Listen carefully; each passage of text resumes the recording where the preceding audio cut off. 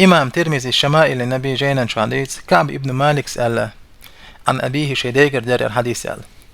أن النبي صلى الله عليه وسلم كان يلعق أصابعه ثلاثا ويبيمر عليه الصلاة والسلام شخومي إنوال مويلنا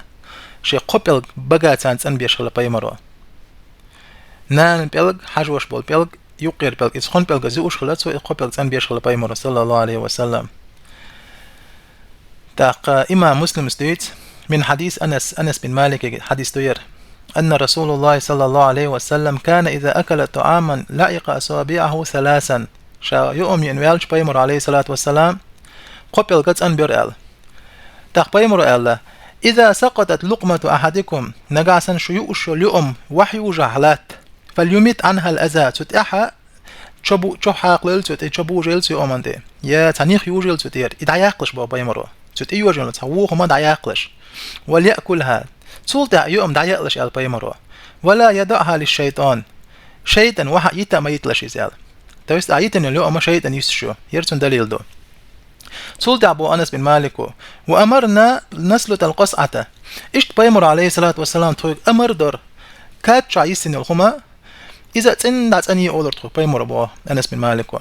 قالت سلطة على بيمر فإنكم لا تدرون في أي طعامكم البركة خندا شون تسخ شون بو بيمر عليه الصلاة والسلام شون حلقة بيلن بالقاتش يوم تيوقع بيركت ميلوش متعدو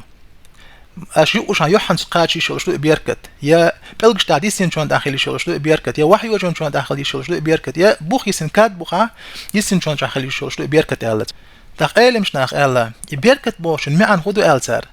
يوخ ما اح يرك دايو اح جنبي ميات يا هاتو وزرو التر توس حدو ديغ قادر دوزور دوها وسلامته من مضرة الطعام اشتا اس يوم تيولا تزيد نغاسن دلاتنت هوندر لزرش يوم تدولش دو تون تزيد دلها ايمن يوم تانا ازي وقتور دال بيركت نيسا دلها يرك دايج وتقويته على طاعة الله قول هادرغا اقاج احجم بين بات احبوش برغ احبرك دابيج